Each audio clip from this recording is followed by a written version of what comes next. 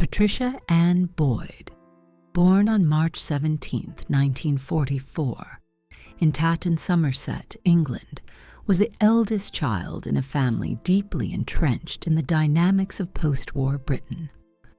Growing up, Pattie's family moved frequently due to her father's career in the Royal Air Force, giving her a worldly exposure from a young age. These early experiences contributed to her graceful adaptability, a characteristic that would serve her well in her later career in the fashion world.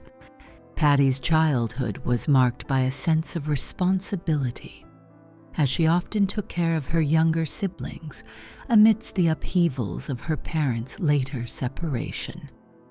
As the years passed, Pattie's family grew with step-siblings joining the fold, and her exposure to diverse personalities and environments sharpened her social intelligence, an invaluable asset in her transition into the world of modeling and celebrity. Entering the fashion world. Pattie Boyd's journey into the fashion world began when she moved to London in 1962, at a time when the city was at the heart of cultural and creative revolutions. Initially working as a shampoo girl in a salon, her striking beauty and natural charm quickly caught the attention of a fashion photographer from Honey magazine, marking the beginning of a new chapter in her life. By 1963, Pattie had established herself as one of the top models in London, and soon her career took her to Paris, where she worked with top-tier photographers and appeared in major magazines like Vogue, Vanity Fair, and Tatler. Her fresh, natural beauty, which contrasted sharply with the heavily groomed glamour of the previous decade, made her an icon of the swinging 60s, capturing the spirit of the time and becoming one of the most recognizable faces in fashion. Pattie Boyd, the muse of swinging London.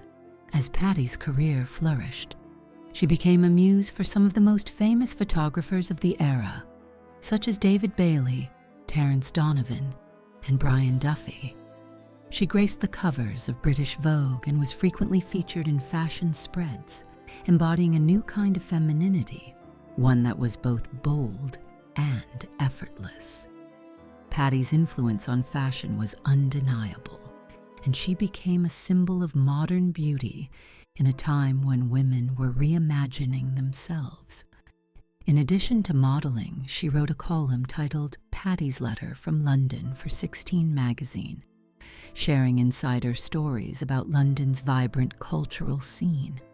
However, the overwhelming attention also brought its challenges, and after receiving hostile letters from jealous Beatles fans, George Harrison, her future husband, encouraged her to stop writing the column for her own peace of mind. Love and fame. Pattie's. Marriage to George Harrison, Pattie Boyd's entry into the world of rock and roll began in 1964 when she met George Harrison on the set of A Hard Day's Night. The two formed a deep connection almost instantly. Their romance blossomed against the backdrop of Beatlemania, a whirlwind of fame and public scrutiny. When they married in 1966, their union became a symbol of both glamour and creativity. George, a quiet and spiritually driven man, and Pattie, a model at the height of her fame, were an iconic couple of the era. However, the pressures of fame and George's growing devotion to meditation and spirituality began to create distance between them. Pattie, though supportive of his spiritual journey, often felt left behind as their worlds diverged. Their marriage was a complex blend of love, personal growth, and the strain of public life. The aftermath. Life after George Harrison.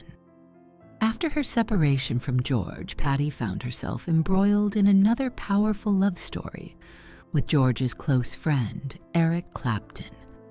Their relationship, born from Clapton's deep feelings for Pattie during her marriage to George, was emotionally intense. Clapton's passion for her inspired some of the most iconic rock songs, such as Layla, capturing his heartache and longing. Pattie, though initially resistant, eventually fell in love with Clapton, and they married in 1979. However, their relationship was marked by emotional turbulence, with Clapton's battles with addiction casting a shadow over their marriage. Despite the highs of their connection, Pattie often spoke of the emotional pain and disappointment she felt living with someone struggling with alcoholism. The tumultuous nature of their marriage led to their divorce in 1989, although Clapton's music continued to immortalize Pattie as his muse, finding stability. Pattie's relationship with Rod Weston. After years of emotional turmoil and public attention, Pattie eventually found lasting happiness in a more grounded and private relationship. In the early 1990s, she met Rod Weston, a property developer, and their relationship provided the stability and peace that had eluded her in her earlier marriages. Unlike her previous relationships, this one was not shaped by fame or the intensity of artistic passion, but by mutual understanding and friendship. Pattie often described Rod as her anchor, someone who restored normalcy to her life after the chaotic years spent with two of rock and roll's greatest legends. Their relationship grew quietly but steadily, and they eventually married in 2015 after nearly 3 decades together. Pattie's life with Rod marked a new chapter, one centered on love, balance, and personal peace. Reflections on love and loss. Pattie's truth about George Harrison. At 81, Pattie Boyd has finally opened up about her first love, George Harrison, offering reflections on their relationship with clarity and tenderness. She acknowledges that although their marriage was filled with love, it was also marked by emotional distance, spiritual differences, and the strains of fame. Love isn't always forever, but it can shape who you become, Pattie reflects. Her honesty about the complexities of their relationship speaks to the depth of her emotional journey. Pattie recalls the tenderness George showed when he played guitar or spoke about his spiritual beliefs, saying, "There was a light in his eyes that I'll never forget." Despite the hardships, Pattie speaks of their bond with a sense of warmth and forgiveness, acknowledging that they shared something truly special, even if it wasn't meant to last forever. Healing and forgiveness. Pattie's final tribute to George Harrison. As she looks back on her life, Pattie Boyd speaks of George Harrison with a mixture of love and understanding. Despite their separation and the emotional challenges they faced, Pattie ultimately forgave George, and their relationship evolved into a quiet friendship. "We forgave each other in the end," she says. "There was no anger left, only gratitude for what we shared." The emotional complexity of their marriage, combined with the distance of time, allowed Pattie to find peace with their past. When George passed away in 2001, Pattie mourned the loss deeply, but found solace in the fact that they had come to a place of forgiveness. "He was my first great love," she confesses, reflecting on the profound impact George had on her life. Her words serve as a tribute to a love that, despite its challenges, shaped her and continues to resonate in her heart. Love, loss, and the music of an era. Pattie Boyd's reflections on her relationships with George Harrison and Eric Clapton reveal the deep emotional currents that ran through her life. Through the highs and lows of her marriages, she learned valuable lessons about love, loss, and forgiveness. George, with all his complexities, remains a key figure in her heart, and the music he inspired still speaks to her today.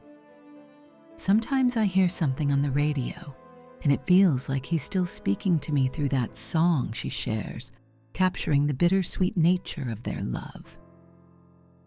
At 81, Pattie Boyd's reflections remind us that behind every rock legend, there is a human story, one of deep emotions, real connections, and lasting legacies that continue to inspire.